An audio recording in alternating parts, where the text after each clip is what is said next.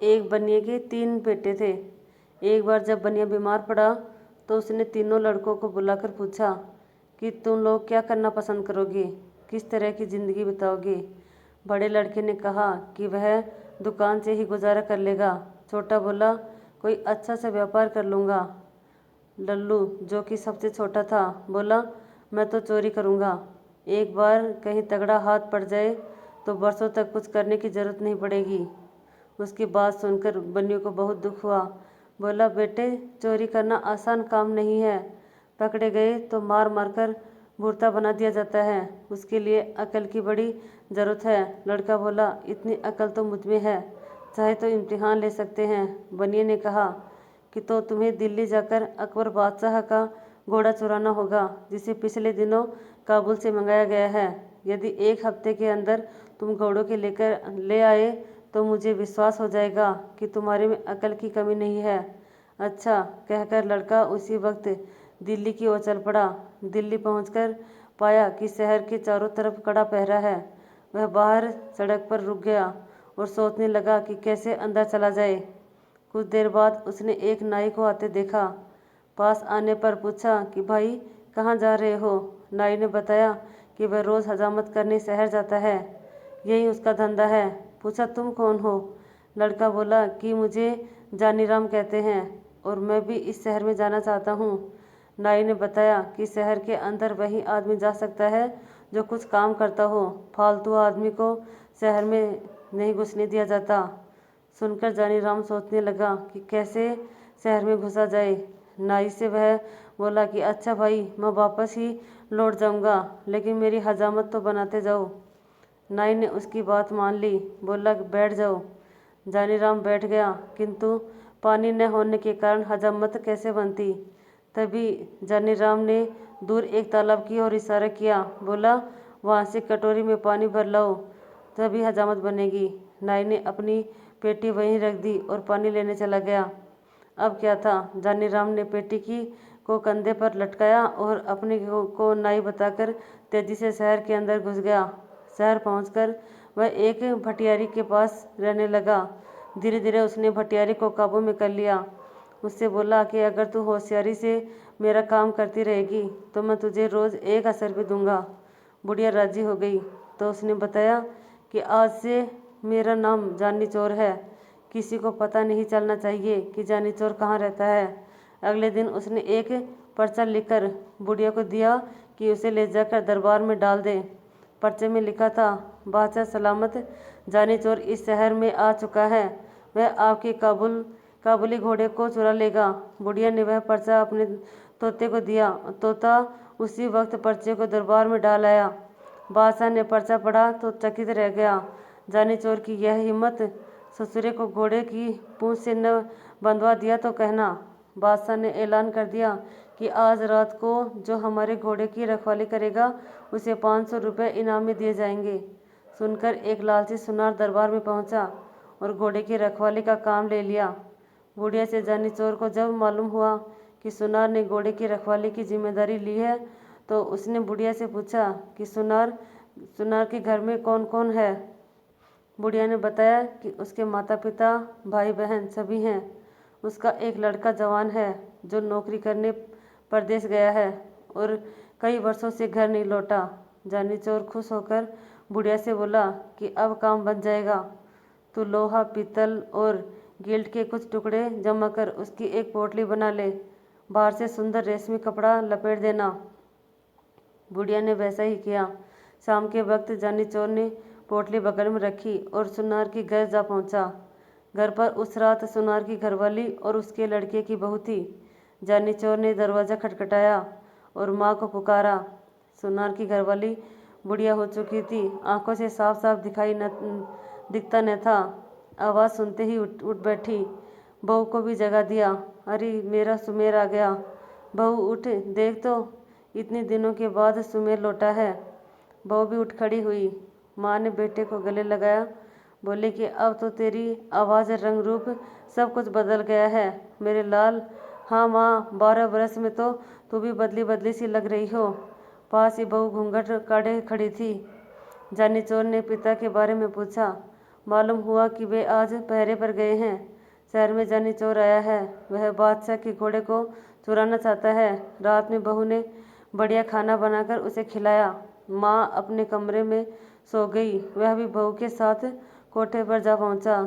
देर तक उन दोनों ने बातचीत होती रही। अंतिम बहू ने पूछा कि अपने माता पिता के लिए तुम बहुत सा रुपया कमा कर लाए होंगे, मेरे लिए भी कुछ लाए हो? जानी चोर मुस्कुराया और पोटली को खनखनाता हुआ बोला कि यह देखो, इस बार तुम्हारे लिए बहुत कुछ लाया हूँ। उन चीज़ों से भी बढ़कर है जो तुम अपने मायके से लाई हो। जरा लाना तो उन चीज़ों को, इनके मुकाबले की है भी या नहीं। बहू बहुत प्रसन्न हुई, अपने सारे जेवर लाकर रख दिए। तभी उसे याद आया, बोले कि अपना नोला का हार तो मैं लाई नहीं, वह दूसरे कोठे पर रखा है, ठहरो उसे भी लेकर आती हूँ। कहकर वह दूसरे कोठे पर जा पहुँची। जानी चोर ने सोचा कि भगवान ने उसे अच्छा मौका दिया है, इसे खोना नहीं चाहिए। उसने संदूकची उठाई और चार दीवारी से कूदकर चंपत हो गया। सारा जेवर लाकर उसने भटियारी को सौंप दिया।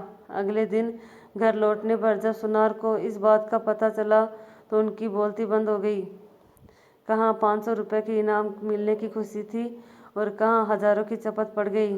उसने सोचा कि यह जानी चोर का ही काम है। वह रोता तड़पता बादशाह के दरबार में पहुंचा और अपनी कहानी सुनाई। सुनकर बादशाह को आश्चर्य हुआ। सोचने लगा कि चोर ही नहीं, वह साथ साथ उस्ताद भी है। किस तरह उसने अपने घोड़े की रक्षा की जाए। दूसरे दिन फिर दरबार में चिट्ठी आ गिरी। इसमें भी घोड़े को चुराने की बात लिखी थी। चिट्ठी पढ़कर बादशाह ने घोड़े पर कड़ी निगरानी रखने को कह दिया। इनाम की राशि 500 से बढ़ाकर 1000 कर दी। इस बार घोड़े की रखवाली के लिए कोई तैयार न हुआ। लोग सोचने लगे कि कहीं इनाम के चक्कर में घर का माल भी न चला जाए। किंतु शहर के कोतवाल से न रहा गया। वह मूंछों पर ताव देता हुआ बोला कि अब उस बदमाश को मैं देखूंगा, पकड़कर बांध न दिया तो कहना। जानी चोर ने भटियारी से फिर पता लगाया कि इस बार पहरे पर कोतवाल साहब आए हैं। उसने दुल्हन जैसे कपड़े पहन लिए और एक थाली में धूप बत्ती जलाकर मंदिर की ओर चल पड़ा। रास्ते में कुछ दूर पर घुड़साल पड़ती थी, जहाँ घोड़े पर सवार हो कोतवाल साहब पहरा दे रहे थे।